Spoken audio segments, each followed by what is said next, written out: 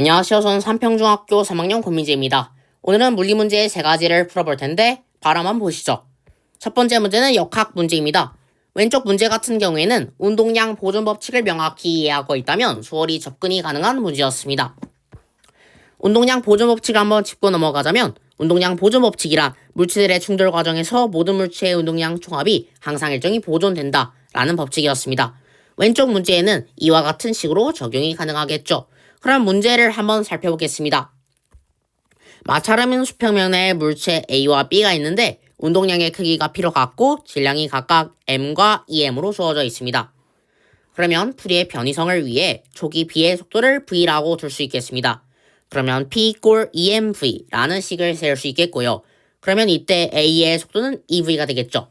그러면 초기 A의 속력이 B의 속력보다 크므로 충돌이 일어나겠구나 라는 사실을 알 수 있습니다. 그러면 이 과정을 식으로 한번 세워보고 싶은데 문제를 마저 읽어본다면 A가 B와 충돌할 때 A가 B로부터 받는 충격량의 크기가 4분의 P라는 사실을 알 수 있으므로 식을 세운다면 이와 같습니다. 이때 B는 똑같이 4분의 P만큼의 충격량을 받게 되는데 이는 이제 뉴턴 제3법칙으로도 생각이 가능합니다. 자, 그러면 이를 바탕으로 우선 보기를 보겠습니다. 기억입니다. 충돌할 때 B가 A로부터 받는 충격량의 크기는 4분의 P이다.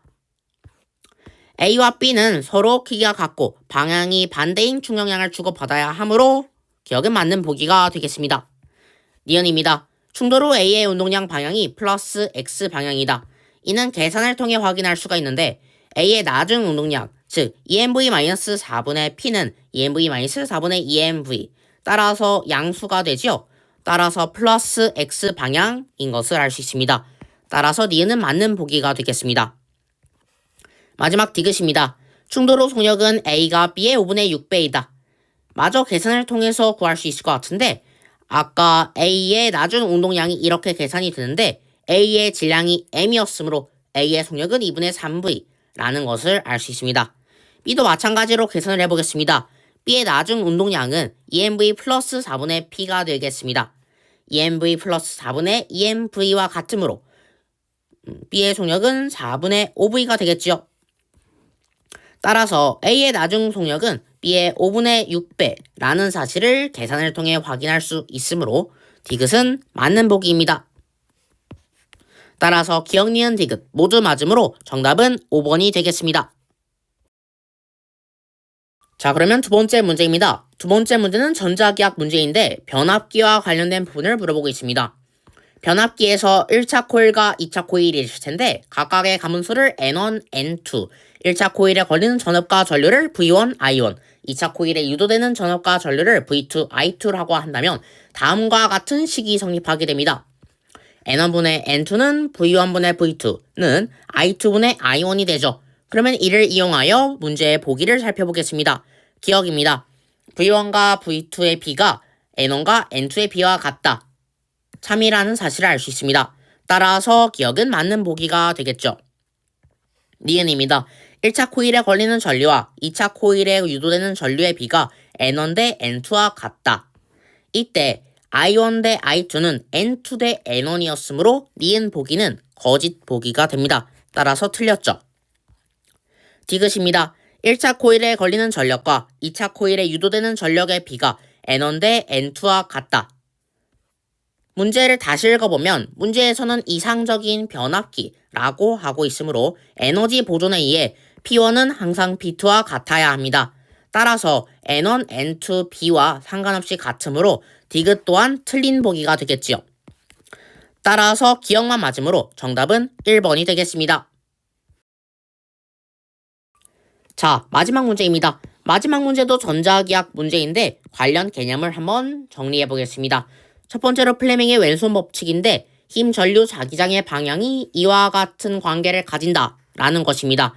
두 번째는 직선 전류가 있을 때 주위에 자기장이 형성될 때 그 방향에 대한 것인데 전류가 이렇게 흐른다면 자기장은 이 방향으로서 형성이 되게 됩니다. 마치 엄지를 두고 오른손을 감았을 때 내 손가락이 향하는 방향이죠. 자, 그러면 이 두 가지를 이용하여 평행한 두 직선 전류 사이에 작용하는 힘의 방향을 알아볼 수 있는데 첫 번째로 전류구 방향이 동일한 경우입니다. 그러면 첫 번째 도선에 흐르는 전류에 의해 두 번째 도선은 들어가는 방향으로 힘을 받겠죠. 그러면 플레밍의 왼손 법칙에 따라 두 번째 도선은 왼쪽으로 힘을 받게 되는데요. 마찬가지로 왼쪽 도선도 오른쪽으로 힘을 받게 되어 인력이 작용합니다. 두 번째, 전류 방향이 반대인 경우는 반대로 청력이 작용한다고 할 수 있겠습니다. 자, 그러면 이 내용들을 바탕으로 보기를 살펴보겠습니다. A에 의해 생긴 자기장은 B의 위치에서 마이너스 X 방향이다. 즉, 들어가는 방향인가에 대한 물음인데 A에서는 전류가 위쪽으로 흐르므로 오른손 엄지손가락을 두고 오른손을 감는다라고 생각하면 들어가는 방향이 맞으므로 기억은 맞는 보기가 되겠습니다. 니은입니다. P의 전류가 플러스 Y 방향, 즉 A와 같은 방향으로 흐를 때 B는 마이너스 X 방향으로 힘을 받는다.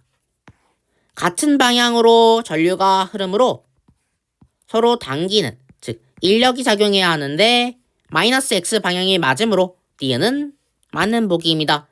자, 그러면 D긋을 보겠습니다. B의 전류가 마이너스 Y 방향, 즉 A와 반대 방향으로 전류가 흐른다면 A는 플러스 X 방향으로 힘을 받는다 라는 보기인데 전류 방향이 반대이므로 A는 마이너스 X 방향으로 힘을 받아야겠죠. 따라서 D긋은 틀린 보기입니다. 따라서 기억과 니은만 맞으므로 정답은 4번이 되겠습니다. 이상입니다.